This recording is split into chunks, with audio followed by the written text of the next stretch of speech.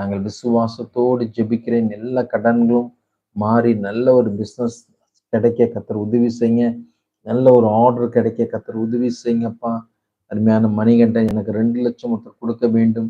9 மாதமாகியும் தரவில்லை. கண்டிப்பா பிரதர், கர்த்தர் உங்களுக்கு ஒரு அனுகூலமான சூழ்நிலையை உருவாக்கி கொடுப்பேன் என்று கர்த்தர் சொல்வதற்காக நன்றி. பரபஷந்து ரியாந்தரப்பா. இன்று ஜெபத்தை குறித்து நாம் பார்க்க போகிறோம்.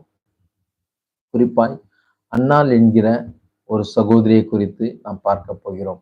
குறிப்பாய் அன்னாள் எல்லாருக்கும் ஒரு பிரத்யேகமான, எல்லாருக்கும் தெரிந்த ஒரு நபர். ஏன்னா அன்னாளுடைய நம்பிக்கை, அன்னாளுடைய விடாமுயற்சி. அவங்க ஒரு பெண்ணா இருந்தாலும் நிந்திக்கப்பட்டாலும், ஏன்னா ஒரு லேவியின் குடும்பத்தில் வந்த எல்கானாவின் 2 மனைவிகளில் ஒரு மனைவியாக அன்னாள் இருக்கிறதை பார்க்க முடிகிறது. 2 பேர் இருக்கும்போது ஒருத்தருக்கு நல்ல குழந்தை பாக்கியங்கள் இருக்கிறது. ஆனா அன்னாளுக்கு குழந்தை பாக்கியம் இல்லாதது நிமித்தமாய் அவர்கள் ஒரு கடினமான சூழ்நிலையில் கடந்து போகிறதை பார்க்க முடிகிறது. ஒரு வேதனையான சூழ்நிலையில் கடந்து போகிறதை பார்க்க முடிகிறது. நிந்தைகள் மத்தியில் வாழ்கிறதை பார்க்க முடிகிறது. குறிப்பாய் அந்த பெண்ணினால் நீ மலடி, உனக்கு இனி குழந்தை பிறக்காது என்று அவர்கள் அங்கே ஏளனம் செய்வதை பார்க்க முடிகிறது.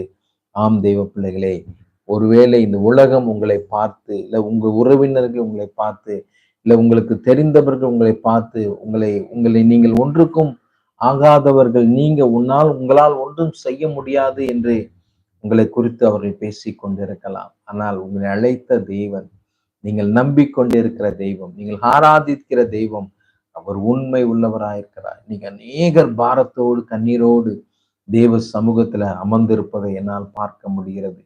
என்னால் உணர முடிகிறது. அன்னாளை போல உருக்கமாய், ஆண்டவரே எனக்கு இந்த நன்மை நடக்கணுமே, எனக்கு இந்த தேவை செய்யணுமே, என் வாழ்க்கையில இந்த பிரச்சனை மாறணுமே, என் குடும்பத்துல இந்த பிரச்சனை மாறணுமே, என் பிள்ளைங்க வாழ்க்கையில இந்த பிரச்சனை மாறணுமே என்று கண்ணீரோடு கூட ஒரு சிலர் அமர்ந்திருப்பதை என்னுடைய கண்கள், ஆவிக்குரிய கண்களில் நான் பார்க்கிறேன்.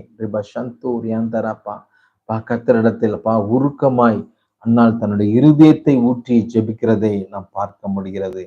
ஆம் தெய்வ பிள்ளைகளே, எப்பொழுதும் நம் காரியத்தை கர்த்தருக்கு முன்பாக அப்படியே ஊற்றிவிட வேண்டும். கர்த்தரோடு பேசுகிற கிருபை, கர்த்தரோடு பேசிக்கொண்டே இருக்க வேண்டும்.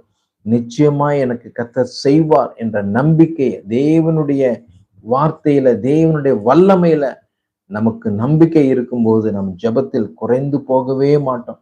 எப்பொழுதும் ஜெபிக்கிற வீரர்களாய் நாம் இருப்போம் என்பதில் மாற்றமில்லை. அருமையான மகள் பிளஸ்தி, thank you Jesus for your words. Amen. ரிபஷந்தூரியாந்தராபா. இப்பொழுதேமா உன் மேல ஒரு தேவ அபிஷேகம், கர்த்தருடைய கிருபை. அன்னாள் என்றால் கிருபை மற்றும் ஃபேவர். தேவனுடைய கிருபையும் தேவனுடைய ஒரு ஒரு ஒரு உதவியும் பெற்ற, ஒரு நன்மையும் பெற்ற ஒரு மகளாய் அன்னாள் இருக்கிறதை பார்க்க முடிகிறது. அதே போல ஆண்டவரிடத்துல இப்பொழுது இந்த ஸ்தலத்தில் ஜெபித்து கொண்டிருக்கிற நீங்கள் ஒவ்வொருத்தரும் கிருபை பெற்றவர்களாய், நன்மை பெற்றவர்களாய், தேவனிடத்திலிருந்து இரக்கம் பெற்றவர்களாய், தேவனிடத்திலிருந்து ஒரு தயவை பெற்ற பிள்ளைங்களாய் நான் உணர்த்தப்படுறேன். தேவன் உங்களை ஆசீர்வதிப்பதை, உங்க வாழ்க்கையில் இருக்க தடைகளை மாற்றுவதை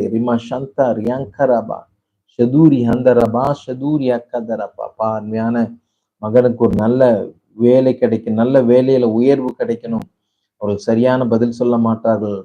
சம்பள பாக்கி கிடைக்க ஜெபம் பண்ணவும், கடன் பிரச்சனை தீரவும் ஜெபம் பண்ணவும் அருமையான ஆனா சிஸ்டருக்காக ஜெபிக்கிறேன்.